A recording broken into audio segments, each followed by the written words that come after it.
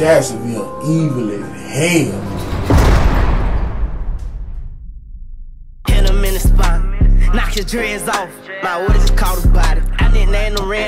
La première fois que j'ai entendu parler de la scène rap de Jacksonville, c'était avec ce son.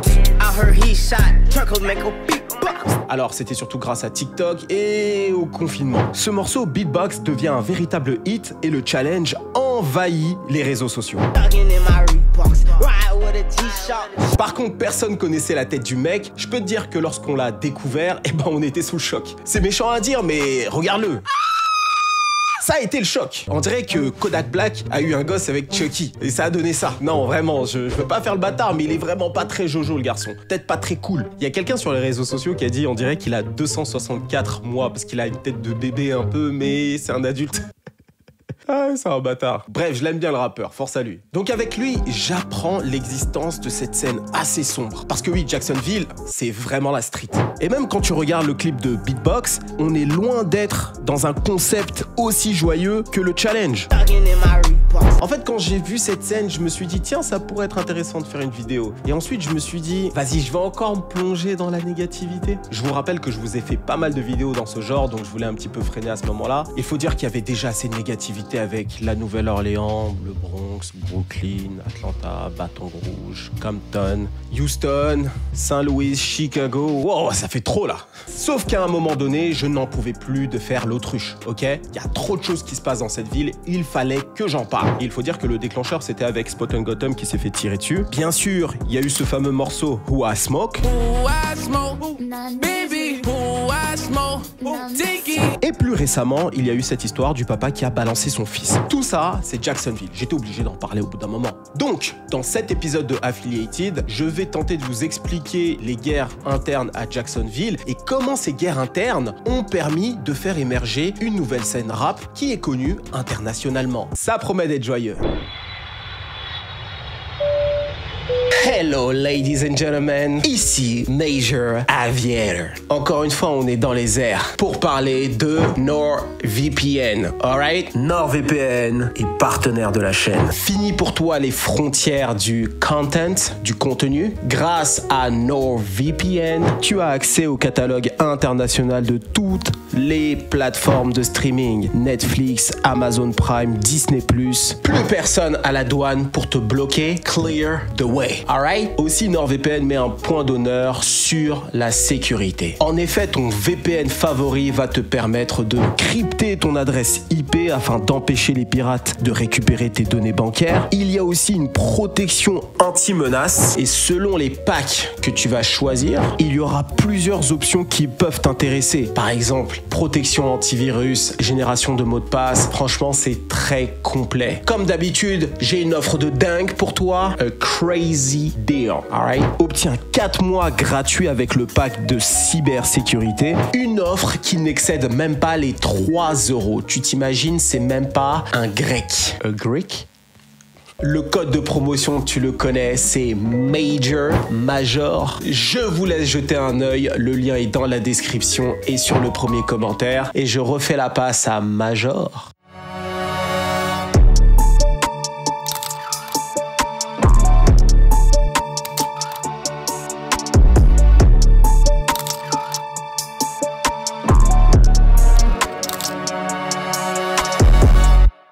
Tout d'abord, où se situe Jacksonville? La ville se situe au nord de la Floride. Elle est décrite comme étant une ville très ensoleillée avec une culture très sudiste. Une ville plus sudiste que les autres villes de la Floride d'après les dires des habitants. Et aussi, grand avantage, le prix des loyers est beaucoup plus bas que la moyenne nationale. Et ça, tu sais sûrement pourquoi.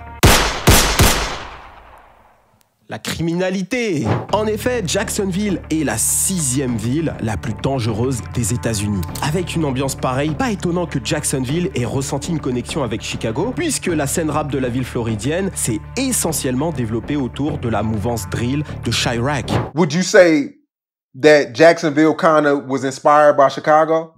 Yeah, a little bit. I ain't gonna count. I started the Jacksonville drill rap scene. Lui, c'est Foolio, l'un des artistes majeurs de la scène rap de Jacksonville. Il commence le rap à l'âge de 14 ans et depuis le début, sa thématique préférée, c'est la guerre. il le dit lui-même. I always been a diss rapper.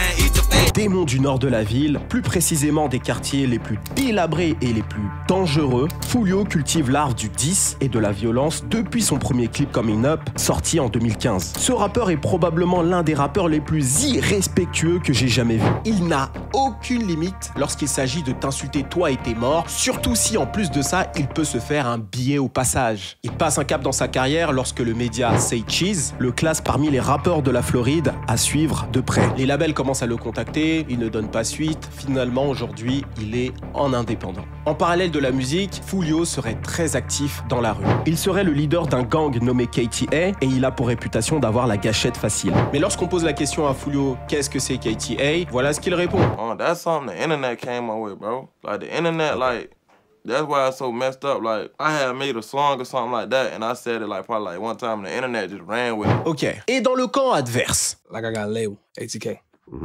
It's a label. It ain't no gang. on a Young and Ace, originaire de Melvin Park, à l'est de Jacksonville. C'est l'une des têtes montantes du rap de Jacksonville. Il commence le rap à l'âge de 14 ans avec un morceau aussi très drill.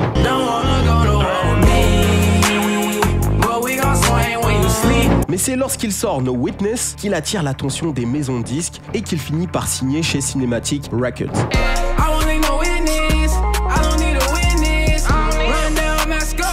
Depuis, sa carrière n'a été qu'en ascension. Il n'a peut-être pas l'air aussi effrayant que son opposant, à première vue, mais il n'en reste pas moins irrespectueux et dangereux. Young and Ace a grandi avec 12 frères, uniquement des garçons, ce qui a forgé très tôt son caractère. Et puis, inutile de dire qu'ils étaient dans la rue. Il est aussi le leader de sa propre organisation, qui est qualifiée de gang par beaucoup, mais que lui définit comme étant un label. D'après Internet et les forces de l'ordre, ATK signifierait... Mais pour lui, ça a une autre signification qu'il n'a jamais dévoilée. Voilà, crois qui t'as envie de croire. Alors, l'essentiel du conflit que je vais raconter ici tourne autour de ces deux individus. Mais vous allez voir qu'il y a d'autres personnes très importantes. Alors, quelle est l'origine de l'embrouille? Les deux n'ont aucune idée. Ce serait un malentendu. Il n'y a pas de trace particulière sur Internet qui nous dit à partir de quand ça a commencé. Mais c'est un petit peu comme les quartiers qui se font la guerre, finalement. Il n'y a jamais vraiment une raison. Ça fait super longtemps que les gens se bagarrent. Ils ne savent même plus pourquoi. Mais le plus loin que l'on puisse se souvenir, c'est en 2017. Les choses se dégradent sérieusement à partir du meurtre du petit cousin de Foolio, Zion Brown. Une chose qui aurait pu être évitée si Foolio n'avait pas refusé que Zion passe du temps avec lui ce jour-là. Et la personne qui serait identifiée comme étant le meurtrier, c'est Deontre Thomas, aka Trey Shorty, un proche de Young and Ace. Alors, cette expression top shooter me fait assez rire. Ça veut dire qu'il y a un mid et il y a un low shooter. À partir de là, Jacksonville va connaître une véritable hécatombe, et c'est en particulier Young and Ace et Foolio qui vont perdre énormément de gens. C'est réellement œil pour œil, dent pour dent. En 2018, alors que Young and Ace est de sortie avec ses frères et sœurs et sa copine pour l'anniversaire de son petit frère de 18 ans, chose qu'ils font assez peu étant donné qu'ils sont dans la rue et qu'ils doivent rester en alerte, ils sont pris dans une embuscade. Ils sont au feu rouge, une voiture débarque et se font mitrailler. Les balles pleuvent, ils sont touchés. Le petit frère de Young and Ace et ses amis sont morts sur le coup. Le seul survivant sera Young and Ace. Par contre, il sera en piteux état. Il sera touché une fois sur la main, une fois sur le bras et 6 fois sur les fesses. Alors, d'après certaines rumeurs, Foolio serait l'un des shooters. D'ailleurs, on l'a vu sur les réseaux sociaux célébrer la mort des proches de Young and Ace en faisant notamment un t-shirt Rest in Peace 23. 23, c'est son meilleur ami, mais il le considère comme son petit frère. Et il y a vraiment aussi son petit frère qui est mort. Du coup, ça fait beaucoup. Et en plus d'en avoir fait un t-shirt, il s'en est servi pour faire des scènes. Et bien sûr, il a cité les noms de ces personnes mortes dans ses chansons à plusieurs reprises.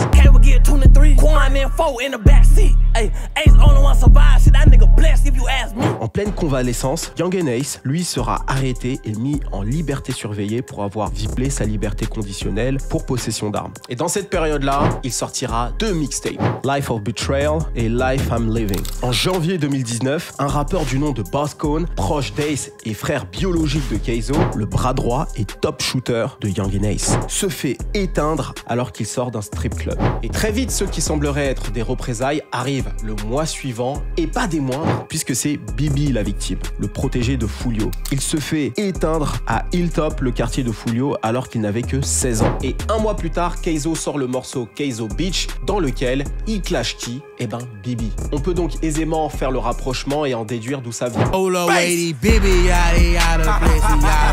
Le morceau fait des centaines puis des millions de vues, et le morceau finit forcément par arriver aux oreilles de la maman de Bibi. Et voilà ce qu'elle en dit. It's like somebody taking an open wound or a healing wound and opening it back up and stabbing at it over and over again. Des paroles des plus insultantes. Alors, contrairement à certaines affaires, la maman de Bibi est bien décidée à trouver les coupables du meurtre de son fils. Voici ce qu'elle a déclaré. Si je dois appeler le détective tous les jours, je vais retourner tout le comté jusqu'à ce qu'il retrouve l'assassin de mon fils. Et les résultats de sa détermination se sont montrés puisque Kayzo sera désigné comme étant le suspect numéro 1 dans le meurtre de Bibi en mars 2022. On va revenir un peu plus tard sur Kayzo parce que son histoire à lui est complètement loufoque. Cette perte va lourdement affecter Foolio. Il va d'ailleurs lui rendre hommage à travers un morceau, Bibi Story. Alors, suite à cette perte, la guerre entre les deux camps va s'intensifier. Alors, je vais pas vous donner les noms de toutes les victimes parce que ça n'a pas beaucoup d'intérêt. Juste les faits importants. Foolio perdra 2 amis 2 jours consécutifs. Peu de temps plus tard, Young N.A sera une nouvelle fois victime d'une attaque alors qu'il réside dans un hôtel en Géorgie. Ils ont clairement exporté le problème dans un autre état. Il survit lui-même, mais il perd un soldat. Alors, comme tu peux le voir, Young N.A et Foolio se renvoient la balle, ou je devrais dire les balles. Bon. En vrai, je m'étais promis de pas faire de blagues lorsque je parle de tout ça juste au début de la vidéo, mais c'est sorti tout seul, je suis désolé. Désolé. Des gens vont encore mourir dans chaque camp, mais là, ce n'est juste pas intéressant. En parallèle de ça, ce qui est fascinant dans cette période, c'est qu'ils retranscrivent tout ça en musique. Et ça cartonne. Les deux font des millions et des millions de vues. Leur carrière ne fait que grandir. En effet, cette guerre entre Young N.A et Foolio rapporte des millions et des millions de vues sur YouTube des deux côtés. Le public est globalement ultra friand de ce genre de contenu. Et d'ailleurs, Foolio explique dans une interview qu'il n'a jamais fait autant d'argent qu'avec les clashs. Et c'est justement ça qui l'encourage à continuer dans cette direction. Mais lorsque Young N.A sort Who I Smoke, on passe un cap. Alors sur un sample de 1000 Miles de Vanessa Carlton, Young N.A et quelques autres Ops vont se moquer de toutes les personnes mortes dans le camp de Foolio. Donc déjà, ça nous apprend une chose, enfin vous le saviez déjà mais je le redis, c'est que le seul langage que les maisons de disques comprennent, c'est celui des billets verts, de l'argent. Le reste...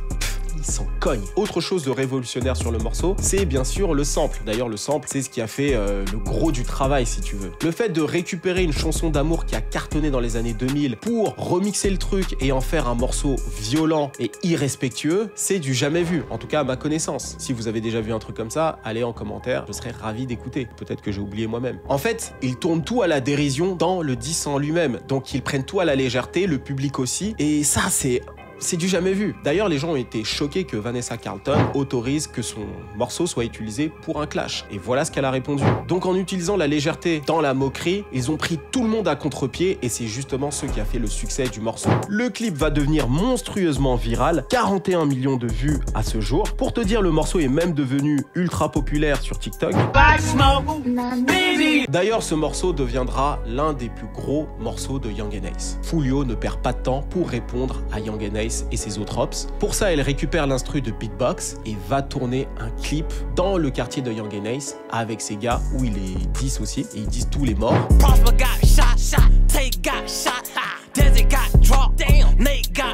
Tu remarqueras que le gars dans le clip n'arrête pas de guetter si personne ne déboule. Le seul qui n'a pas l'air inquiet dans le clip, c'est Foolio. Ce dernier est complètement désensibilisé par rapport à la mort. C'est vraiment le démon du nord de Jacksonville. Mais lorsqu'on s'intéresse à son vécu, on comprend assez vite pourquoi. Son père s'est fait éteindre alors qu'il n'avait que 11 ans. C'était lui-même un gangster qui tenait quelques fours, si vous voyez ce que je veux dire. À 15 ans, il perd l'un de ses meilleurs amis, qui se fait lui aussi éteindre. C'est d'ailleurs à partir de là que... il il y a eu un gros switch et qu'il s'est retrouvé à 100% dans la rue. Lui-même frôle la mort pour la première fois à ce même âge. C'est lorsqu'il allait à l'école que ça lui est arrivé, dans le quartier de ses hops. Et il a même vu la mère de l'un de ses potes se prendre une balle dans la tête. Bon, elle a survécu, mais il avait que 11 ans quand c'est arrivé, donc j'imagine pas le traumatisme. So I get off the school bus, 5-10 minutes later, somebody pop out the cut, go to shoot, and boom, boom, boom. I got hit on my hip, and my hip popped out of place, and I was just crawling, looking back, looking at him still shooting. You know what I'm saying? So as I'm crawling, I crawled to like this house with this lady sitting on the porch. I'm like, I'm shot. I'm shot, ma'am, I'm shot. She was like, I don't give a fuck, get the fuck out of my yard. I'm like, what the fuck? I'm shot. So after that, I just turned over, I just laid on my back and I just like passed out. Il s'est passé beaucoup de choses pour lui à 11 ans quand même. Hein. Et même très récemment, en 2021, il survivra à une embuscade qui laissera plus d'une centaine d'impacts de balles sur le lieu de l'incident. Plus de 100 balles, mais il n'a pas été touché, ou que très peu. Par contre, il raconte qu'il se baladait avec 3 guns sur lui. Je t'avoue que ça m'a fait un petit peu rire. As soon as I get to sit down a little bit, niggas go to blowing. Pop, pop, pop, pop. Like, I'm dead, I know I'm dead. These niggas blowing like, so I lean back, up my gun, go to shooting back. I shoot my whole clip and shit. I had a Glock, a F, and a Drake on me. This nigga like Max Payne. Comment tu fais pour te balader avec 3 guns? Littéralement, c'est Max Payne. Bon, tout ça pour dire que Foolio n'est pas du genre à avoir froid aux yeux quand il s'agit de railler ses ennemis. Et même s'il avait répondu à Who a Smoke avec le remix de Beatbox, eh ben il n'était pas satisfait parce que bien que le morceau ait fait des millions de vues, l'humiliation avec le clip, avec le sample, avec le concept, c'était trop pour lui. Il fallait qu'il fasse autre chose. Quelque chose de similaire, qu'il tourne les choses à la dérision et qu'il soit encore plus irrespectueux. Did that song, I first listened to it in the studio, I'm like, damn, these niggas finna be mad. So I get back to Jacksonville, I go get a poster printed out of the situation, the news clip with his dead homeboys on the shit. I get like 2 bottles of cheap ass champagne or whatever. I go to the graveyard, I shoot the video, I drop that. Alors perso, j'ai rarement écouté quelque chose d'aussi irrespectueux. Il est quand même allé tourner le clip dans le cimetière où le petit frère de Young and Ace est enterré. Non mais qu'est-ce que t'as dans la tête pour faire ça? Ça me rend ouf. Faut vraiment être un taré.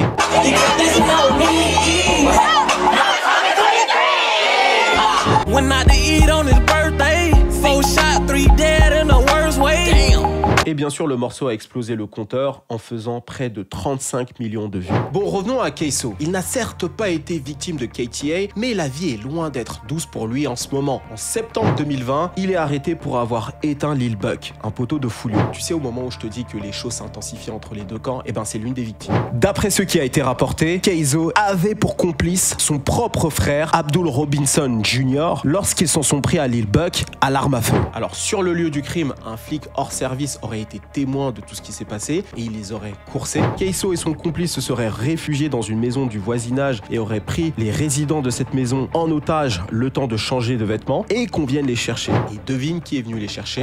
Le père de Kayso. Suite à quoi ils auraient réussi à prendre la fuite. Cependant, les caméras de surveillance les auraient trahis. C'est ainsi que Kayso et son père se retrouvent en prison en attendant le procès. Et ça ne s'arrête pas là. Alors qu'ils demandaient la liberté conditionnelle auprès du juge, une accusation de taille est venue s'empiler aux autres, mais pour une toute autre affaire, celui du meurtre de Bibi. Arrest for murder today.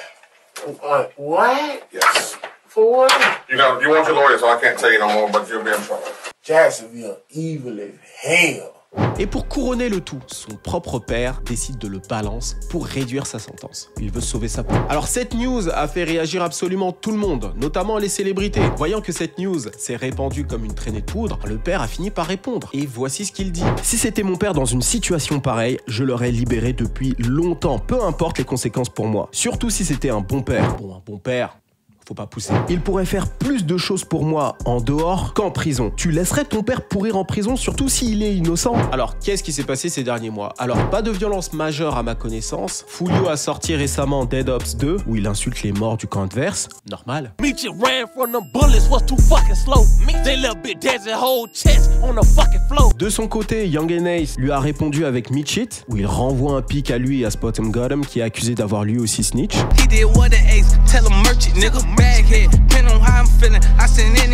J'ai l'impression que les choses se sont un petit peu calmées, même s'ils sont toujours en guerre. Mais le fait que Young and Ace habite maintenant à Houston, la distance géographique va aider, à mon avis, à calmer un petit peu les choses. Sachant que les deux rappeurs commencent à grandir dans leur carrière, ils auraient tout intérêt à se concentrer sur celle celle-ci. Mais comme tu le sais, les gens ne prennent pas toujours les meilleures décisions, donc on verra bien ce qu'il va se passer. Mais c'est dingue de voir qu'on est dans une société où tant que ça rapporte de l'argent, eh ben tout est ok. Enfin bref, voilà pour ce qui est de la vidéo. J'espère que ça t'a permis de mieux comprendre la scène rap de Jacksonville. Il y a beaucoup d'artistes à aller checker. Si vous avez des noms en particulier, n'hésitez pas à les mettre en description. N'oublie pas de liker et de commenter cette vidéo, ça me donne une force incroyable, t'as pas idée. Aussi, j'ai oublié d'en parler, mais on a toujours notre Discord. Je commence à faire gagner des cadeaux là-bas. Récemment, j'ai fait gagner des vinyles de Kendrick Lamar, des CD, du Juice WRLD. Donc si tu veux gagner des cadeaux et si tu veux rencontrer des gens un petit peu dans le même état d'esprit que toi, poster ta musique ou montrer ton talent, tout se passe dans le Discord. Suis-nous sur les réseaux sociaux, Instagram, TikTok et Twitter. Les liens sont dans la description. On fait du contenu exclusif sur chacune des plateformes. Donc si tu aimes YouTube, tu vas te régaler là-bas. Et pour finir, repose en paix PNB Rock. J'ai appris la nouvelle pendant que j'étais en train d'écrire la vidéo. Donc voilà. On se dit à très vite pour une prochaine vidéo qui sera plus joyeuse. En tout cas, je l'espère. C'était Chris d'Iconic pour vous servir. Cheers.